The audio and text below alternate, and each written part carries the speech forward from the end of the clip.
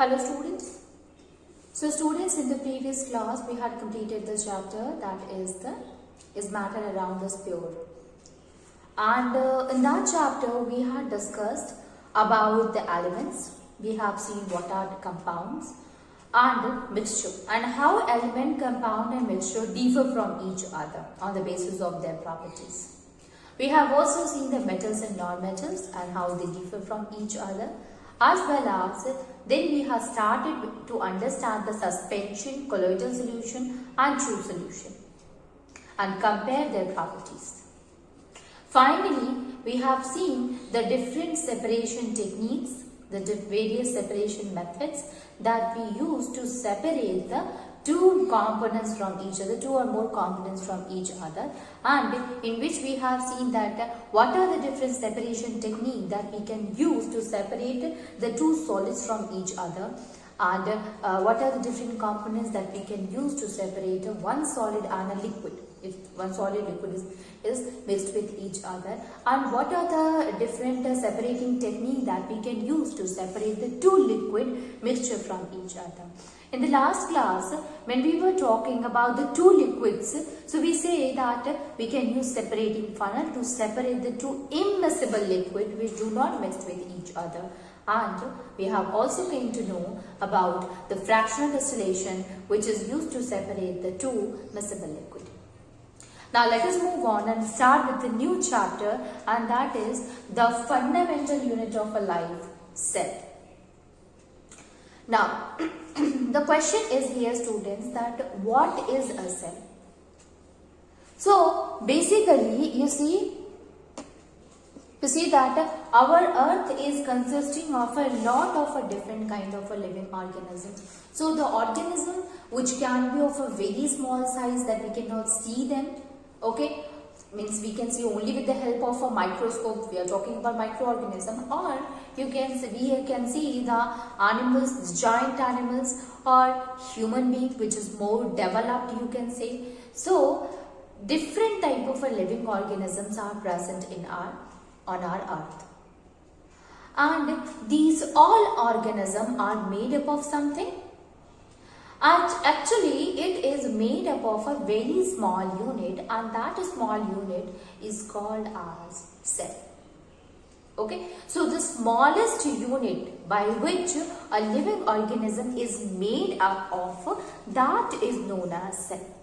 You can understand cell is like the single block by which the whole building is made up of. So a single brick, you can say, by which the whole building is made up of. It means while making a building, the bricks are kept one over the other, and then there is a formation of a building or a house. So for making the house, we need the bricks to set up to make that of the house or any of the building. So that one brick, if we talk about the whole house, that one single brick is like the cell. So our body is also made up of a lot of cells. They had combined together to form an organisms. Although it varies from the organism to organism, it means the number of cells. So there are organisms which is made up of only one type of a cell, and there are organisms which is only made up of more than one type of a cell, or more than one number of a cell. But overall, the thing that we have understood here, that all the living organisms are made up of a very small unit, a fundamental unit, that is known as cell. And this is because we said for a life of a living organism, the smallest unit which is necessary is the cell. And this is the name of the chapter, that is the fundamental unit of life. Okay, so we can write it that the bodies of the living organisms are made up of smallest unit called cell. Whether it is a eubacteria, whether it is a protista, whether it is a human being, all the organisms are made up of a small unit that is called as cell. Okay, so we can say that cell is what? It is the basic structural and functional unit of an organism. Okay, so the cell is the basic structural and functional unit. So it is responsible for giving the structure as well as it also help in performing the function. Okay, because the different cells they combine together to form organ, they perform the function. So we can say that this is the basic structural and functional unit of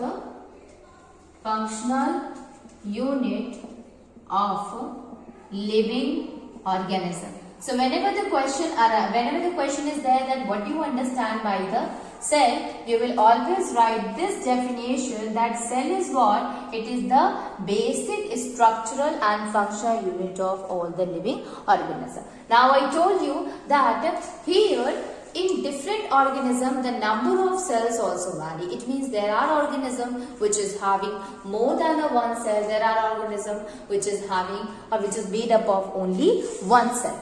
Okay. Okay. So we can say that different organisms are made up of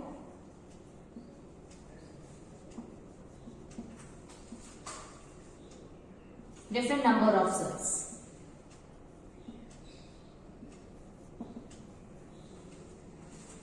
It means that an organism can be made up of one cell or can be made up of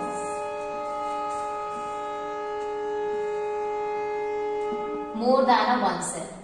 So it can be made up of one cell or it can be made up of a more than a one cell. Now the organisms which is made up of only one cell, like that of a protista is there or a eubacteria is there, students. Okay, archaeobacteria is also there. They are made up of only one kind of a cell or they are made up of a one cell. So these organisms are known as a unicellular organism. And the organisms which is made up of a more than a one cell, that is known as a multicellular organisms. The name is self-explaining, students.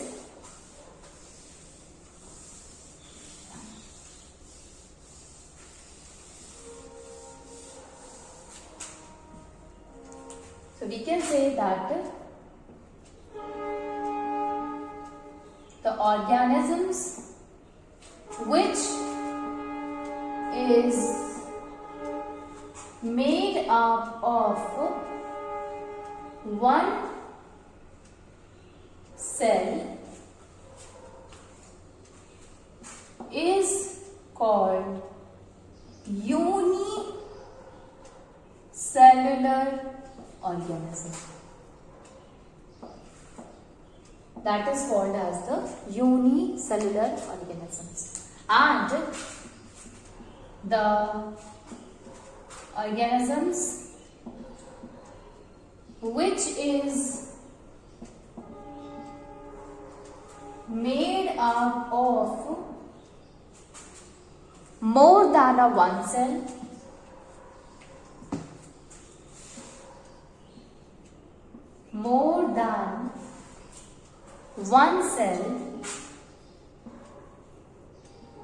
is called multicellular organisms.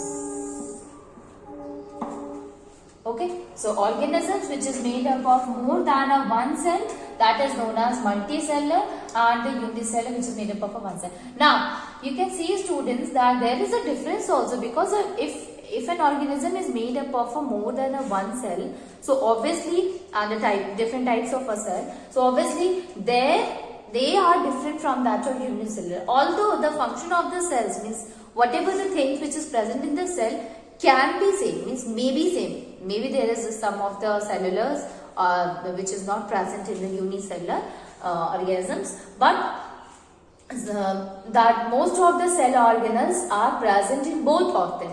So we can say that, okay, this consisting of a cell, this will also consisting of the cell here, but if we look at the number, so the number in case of a multicellular organism is more. Now let us see that how, if there is a difference between the unicellular and that of a multicellular, what kind of a difference we will find in both of them.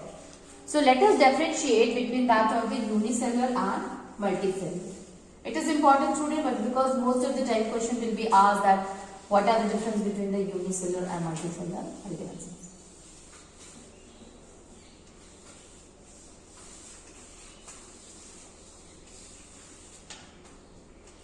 Unicellular.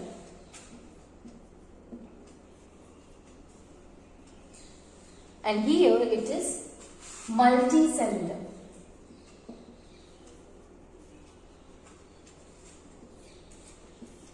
Multicellular.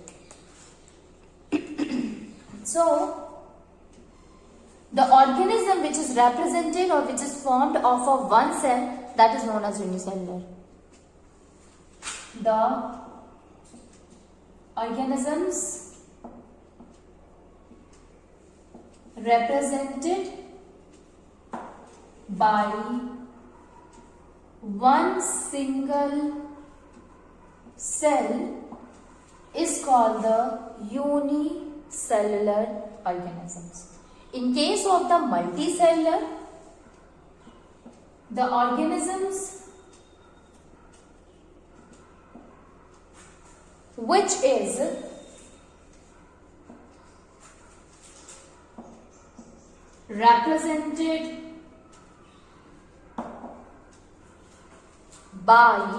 is represented by more than one cell.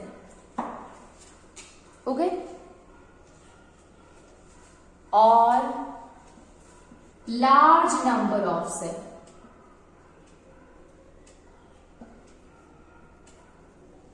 More than one cell or large number of cells, that are known as a multicellular. Now, see, if it is made up of only one cell, students, so all the functions will be performed by this single cell, right? Whatever will be the function will occur in that of the body, that will be performed by this single cell. So, all the activities are performed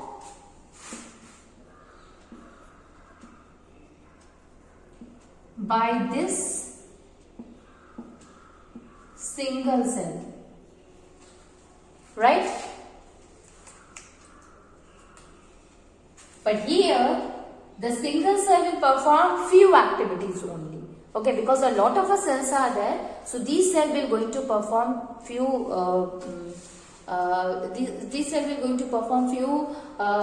activities. Means there will be the division only of the labor. So we will say that the few activities will be performed by a single cell. Okay, so few activities will be performed by a single cell. Okay, few activities will be performed by a single cell. So, since all the activities are performed by a single cell, so there is no division of the labor. Division of the labor means what? if suppose there are 10 people and if there is only one person, so if you have to give the work, you will give all the work to that one person. And if there are 10 people and you have to perform the same activities, so what you will do, you will distribute the activities to each and every one, right? So if you have to you have to complete a task of 6 activities and you have 10 persons, so you will divide the labor, divide the work. And if only one person is there, so there can't be division occur. So you have to give all the activities to the same person. Same thing happened here, since in the unicellular only one cell is there, so it will going to perform all the functions. So there is no such division of labor occur. But in case of a multicellular, there is a division of labor. What is the meaning of a division of a labor? Due to the presence of a lot of cells, the activities which is performed by the body will get divided. You see that basically what happened, we will study about the division of labor later on also. Let me tell you, then we will move on. You see that when we talk about the division of labor, basically our cells, one cell is there in multicellular, then it used to divide into 2, then 2 to 4, then million of cells will be formed in the body. Now these cells, while division, they also get differentiate. It means they will divide after division only. They get separated. Okay, on the basis of their function. So a group of a cell will perform a function. A group of another cell will perform the another function. A group of another cell is there which will also going to perform any other function.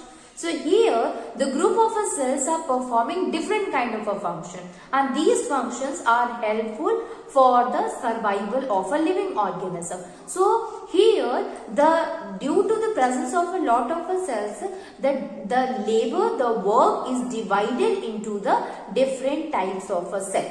But in case of a unicellular, since consisting of only one, so there is no such division of labor occur. So we can write it, that is, there is no division of labor. Okay, no division of labor, as single cell perform the activities.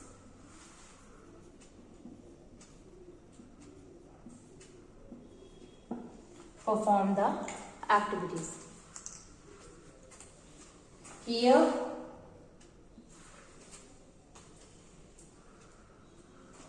cells are specialized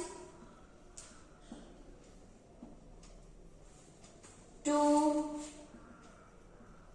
perform different functions. So, division of labor occur.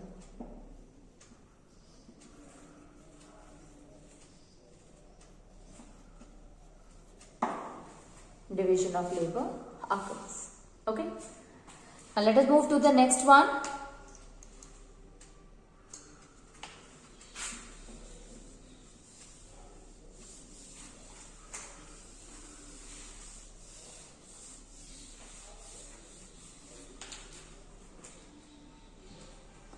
The lifespan of this unicellular organism is very short. The lifespan of an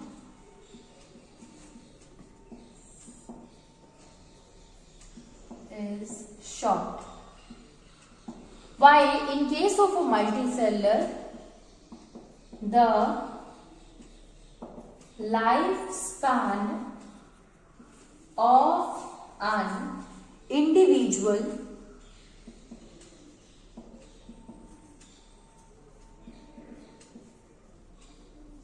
long. Okay, so lifespan is there, which is of that of the individual in case of the multicellular is long, while in case of a unicellular, since only one cell is there, so lifespan is comparatively short. Here, due to the different cells, the cells are also varies from each other. It means if we talk that there are different types of cells also, and these cells used to perform the different kind of a function. So if we take an example of a reproduction. So in case of a reproduction, in case of a unicellular, you know that unicellular is made up of only one cell. So this will consumes one single cell, that particular single cell. But in case of a multicellular, there are some specialized cell like that of a germ cells, which is responsible or which take part in the reproduction. While there are other cells which is also called as the body cells, they are known as the somatic cells, they remain intact. Okay, so they do not participate in that of a reproduction. So fifth one is reproduction. Reproduction consumes a single cell. Reproduction consumes a single cell. While here we can say only germ cells are specialized to take part in the process of reproduction.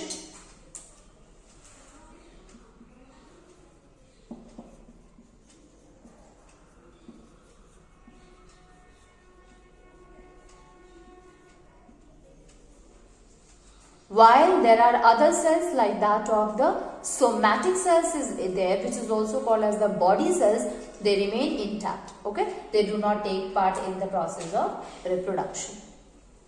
While somatic cells do not participate in the process, they remain intact. They remain intact. Okay. So this was about that of the unicellular and that of the multicellular. Now let us move on and try to understand the next topic, and that is the discovery of the cell. Okay. So how cell get discovered? You see students, if we talk about the discovery, you know that it is the Robert Hooke who saw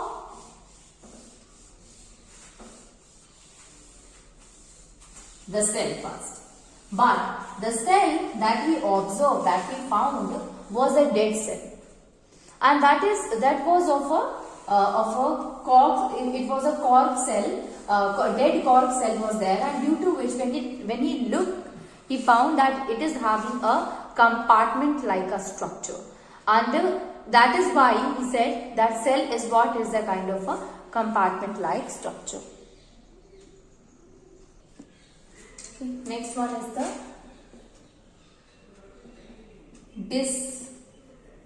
discovery of the cell. Discovery of cell. You see students, what happened, how the discovery of the cell occurred. So while working on a thin slice of a cork, Robert Hooke was the first who observed the cell. So basically what did he found? That was a dead cell, students, and when he saw the bark, the cork of the cork, and when he looked at that the cell, then he found that and he observed that cell, that thin slice of a cork he observed in a self-designed microscope, and he found that it consisting of very small compartments. So honeycomb like a structure was there, and he said that it is what? It is a cell. The Latin name of the cell, a Latin name, the cell is a Latin name which means little room. So he said that cell basically consisting of a little room or little compartment.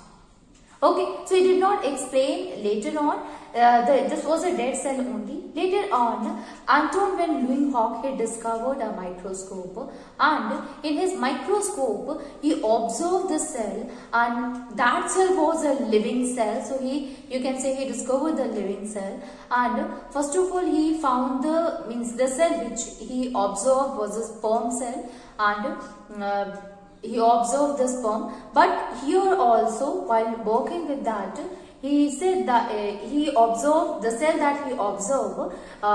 He only looked at the thickened part of the cell. Means he did not see that what is present inside to that of the cell. Later on, Robert Brown came and he discovered nucleus. Okay, so he explained about the nucleus. Then Purkinje was there. So this Purkinje, he has given the name, the term protoplasm.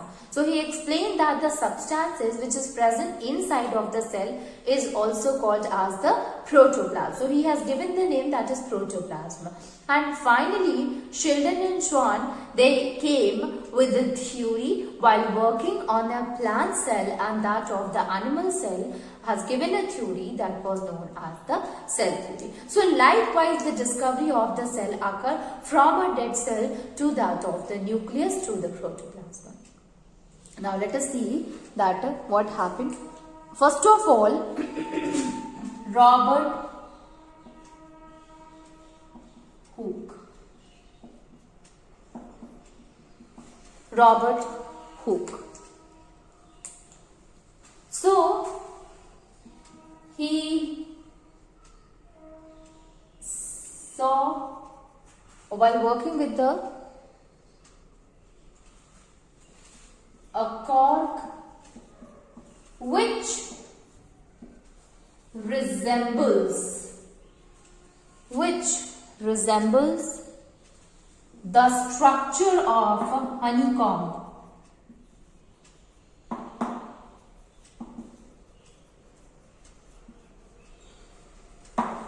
The structure of a honeycomb, which consisting of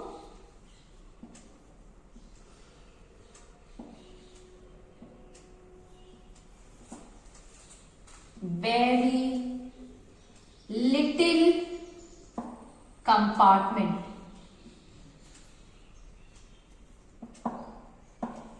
Okay, consisting of very little compartment. So what is a cork, student? Cork is a substance which is obtained from the bark of a tree. Is obtained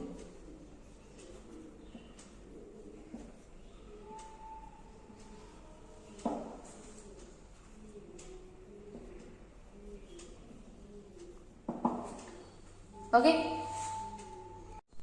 Robert Hooke called these boxes, these compartment, as a cell, which is a Latin name, and that is called as a little room. Okay. So Robert Hooke